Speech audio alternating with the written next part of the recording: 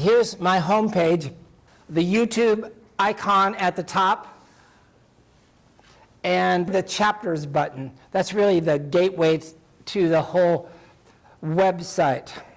And there's a variety of chapters on several topics: holistic nutrition, detoxification, chiropractic, neurology, immunology, vaccines. It's all in there. And then down here we have the newsletter archive. There are 10 years of monthly archived newsletters which have a variety of information as well. And then finally the feedback and testimonials section, which over the years has become this enormous database of stories of people who have recovered from diverse types of conditions, especially medical failures or people who thought they had chronic diseases, who recovered by using information they got on this website. I think we have to ask ourselves, is there a systematic agenda today to weaken the U.S., to make people sicker? Is there an ongoing agenda to make people dumber? So here's a quote from Virgil Kint: "The best trick the devil ever played was convincing people he didn't exist."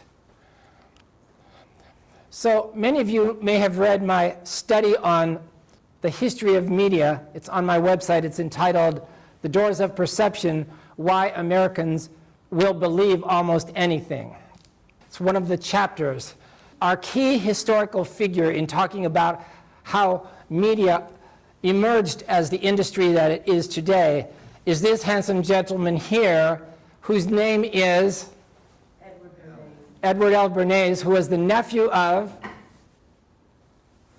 Sigmund Freud. Right. So while Sigmund was in Vienna elaborating the principles of human psychology for the first time, Edward, the younger man, lived in New York City. He was ensorcelled by Sigmund's clever ideas and brilliant insights into human psychology. But he was in a situation, he had an opportunity to employ techniques of human psychology in a very pragmatic and immediate way. He became friends with William Randolph Hearst and J.D. Rockefeller at that time. It was the rise of American media. And Hearst discovered, if I have one newspaper here, the New York World, wasn't that the first paper?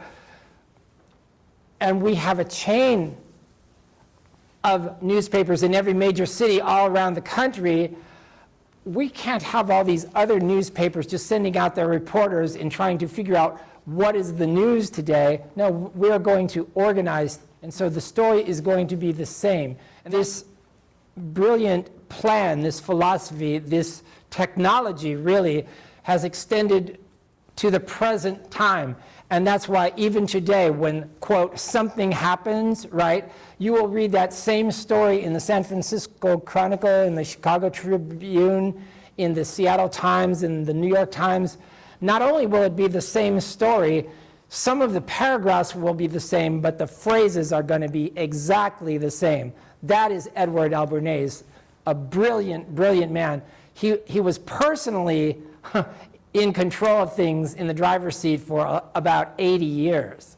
So it's an amazing story. So please read that chapter, The Doors of Perception.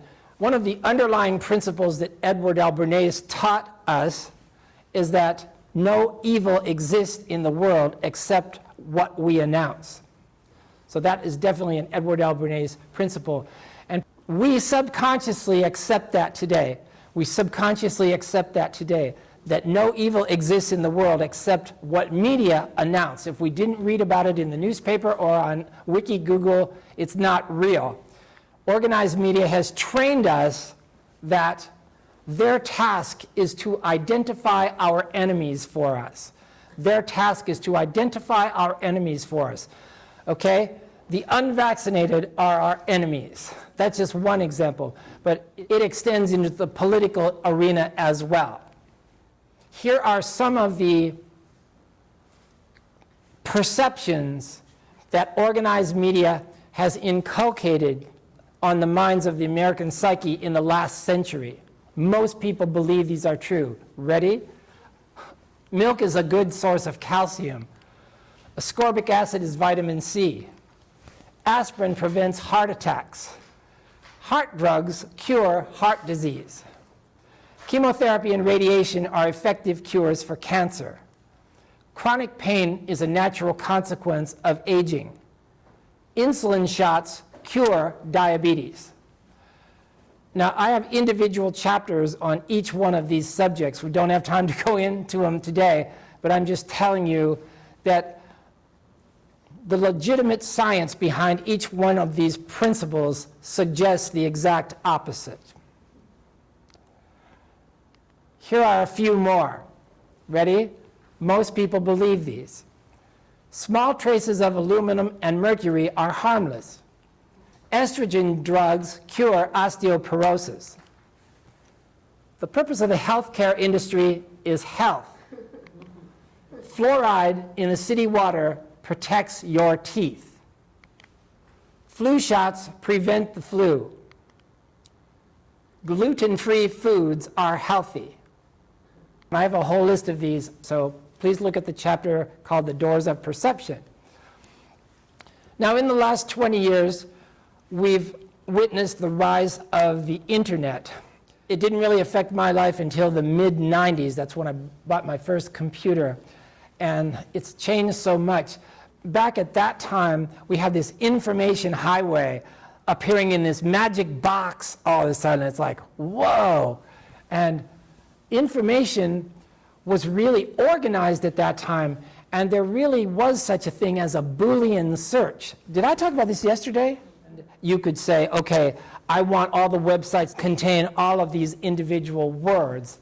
You know, it would be fantastic. All these sites would come up with those concepts on it, but today it's not like that anymore. Now, before the internet became so unmanageable, it was actually possible to do a very effective search for a number of terms. This was similar to what we call today an advanced search. Have you noticed that in the last few years, Google no longer puts the option advanced search at the top of the page? But originally, the advanced search actually worked, and at that time it was called the Boolean search. So you would enter must contain all these terms. You are specifying that you only want sites which have all three of these terms together.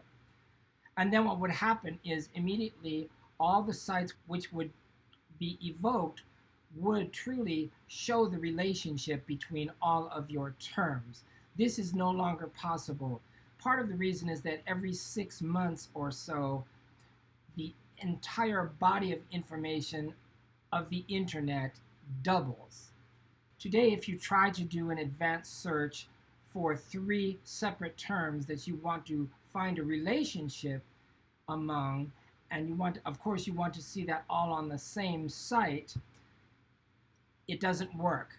Your immediate search result will be a list of hundreds of thousands of websites, and somewhere within each of those sites, one of your search terms appear. Just one.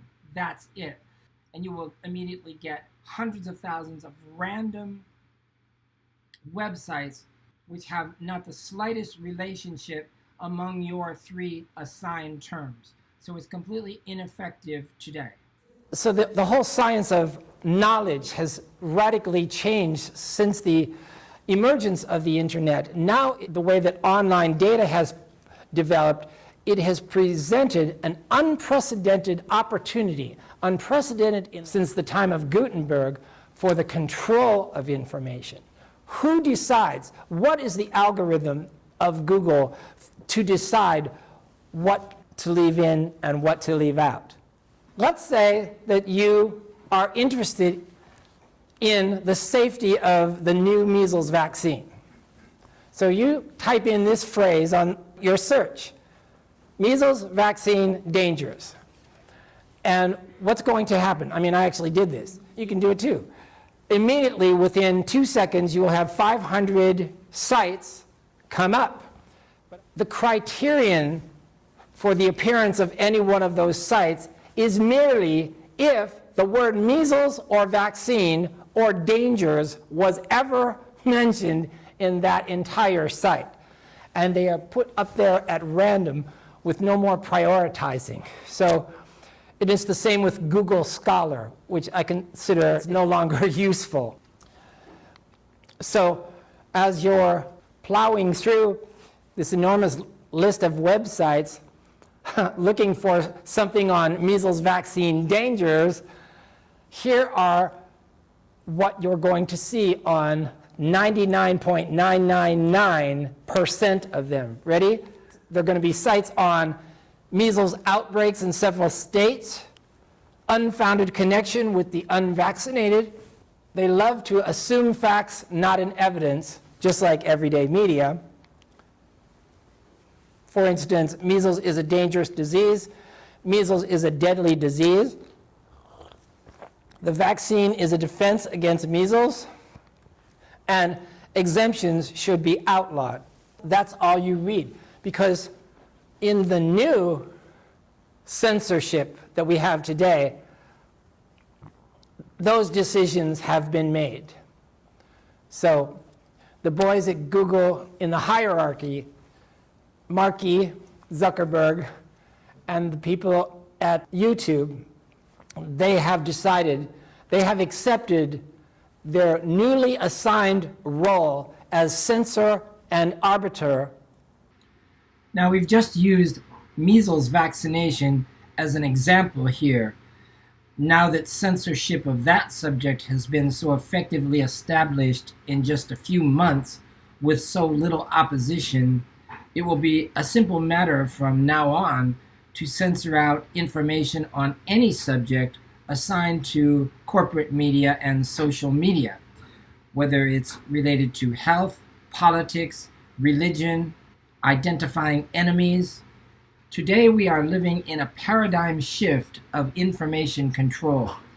I call it the epistemological apocalypse, and that's really no exaggeration.